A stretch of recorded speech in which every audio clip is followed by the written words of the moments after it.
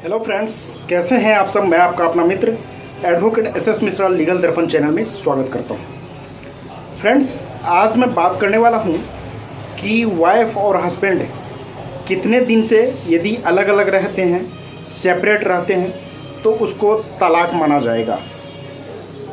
इसके बारे में आज डिटेल में बताऊंगा, तो इसे जानने के लिए वीडियो को लास्ट तक देखिए और वीडियो देखने के बाद अच्छा लगे तो चैनल को ज़्यादा से ज़्यादा सब्सक्राइब, लाइक और शेयर कीजिएगा। तो आइए फ्रेंड्स, जानते हैं। फ्रेंड्स, शादी जो होता है वो पवित्र रिश्तों का एक बंधन होता है, 7 जन्मों का बंधन होता है। लेकिन आजकल चूँकि समय बहुत ख़राब चल रहा है, एक दूसरे को सहन करने की शक्ति नहीं है। पति और पत्नी दोनों ही आपस में कभी कभार इस तरीके से झगड़ लेते हैं कि वो तलाक का रूप बन जाता है।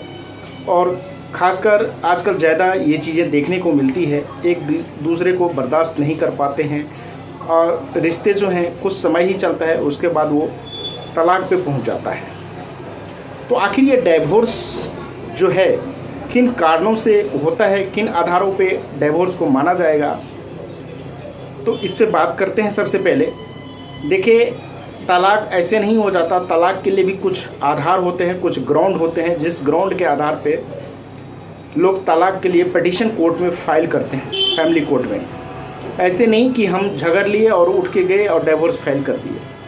आपके पास एक ग्राउंड भी होना चाहिए, वो मजबूत ग्राउंड होना चाहिए, तभी आप डिवोर्स भी ले सकते हैं। Section 13 of Hindu marriage act, Hindu विवाह अधिनियम के धारा 13 में लिखा हुआ है कि पति और पत्नी तलाक जब लेंगे तो तलाक लेने के लिए जब कोर्ट में पिटीशन फाइल करेंगे तो उसके लिए एक प्रॉपर ग्राउंड होना चाहिए। अक्सर देखा जाता है कि लोग क्रूरटी यानी क्रूरता का आधार लेते हैं और उस आधार पे डिवोर्स फाइल करते हैं, चाहे पति करे या पत्नी फाइल करे।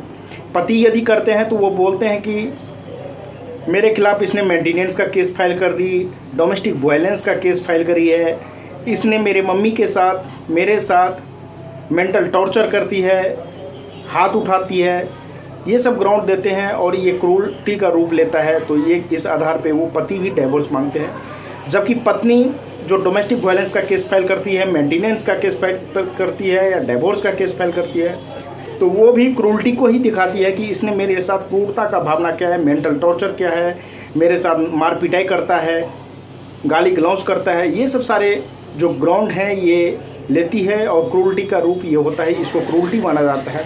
और इस आधार पर पत्नी भी डिवोर्स का पिटीशन फाइल करती है। लेकिन लोग ये नहीं जानते कि यही एक आधार नहीं है। सेक्शन 13 में साफ लिखा हुआ है कि इसके अलावा भी ग्राउंड होते हैं।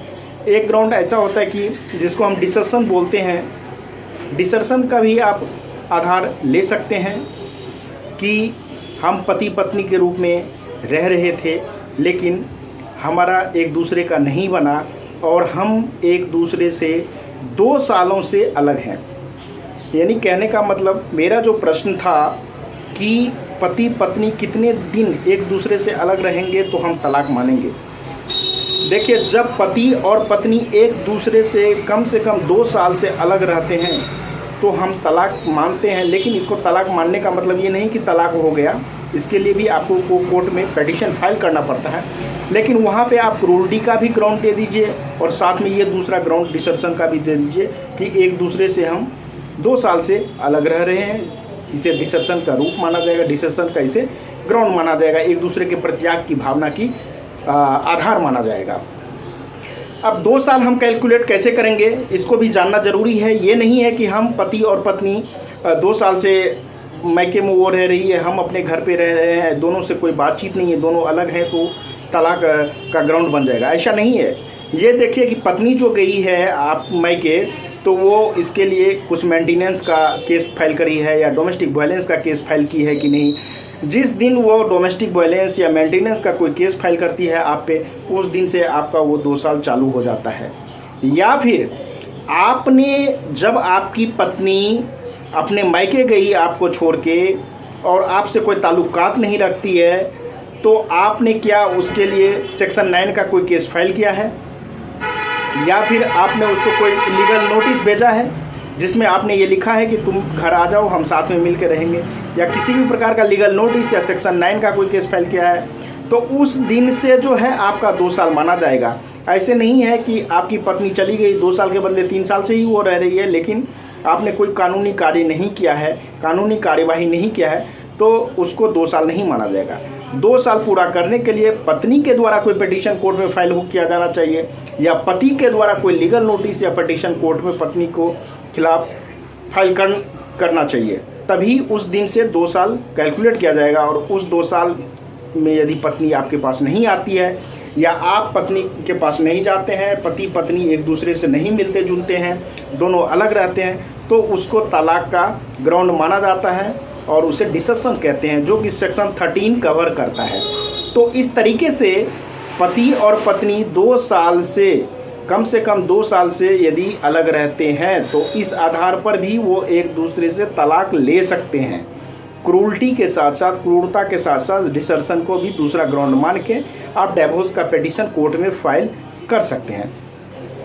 बहुत सारे व्यूअर्स के मन में ये क्वेश्चन था कि कब से 2 साल माना जाएगा, तो जो कि मैंने अभी क्लियर किया है, ये 2 साल जो है उस दिन से माना जाएगा जिस दिन से पत्नी ने कोई कानूनी कार्रवाई किया हो, जैसे डोमेस्टिक वायलेंस का कोई केस फाइल किया हो, या फिर मेंटेनेंस का कोई केस फाइल किया हो, दहेज का कोई केस फाइल किया हो, या फिर पति के द्वारा किसी भी प्रकार का लीगल नोटिस या सेक्शन 9 का कोई पिटीशन फाइल किया गया हो अपनी पत्नी को वापस लाने के लिए, तो उस दिन से जो है आपका 2 साल का दिन चालू हो जाएगा, काउंट होना चालू हो जाएगा।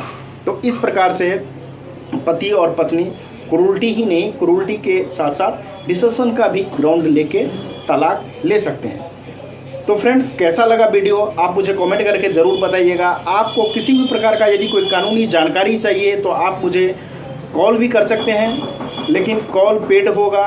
उसके लिए आपको सबसे पहले कॉल बुक कराना पड़ेगा, जिसका चार्ज लगेगा, और उसके बाद हम आपसे बात कर सकते हैं। आज तक के लिए फ्रेंड्स इतना ही, फिर मिलेंगे नेक्स्ट वीडियो में। तब तक के लिए धन्यवाद।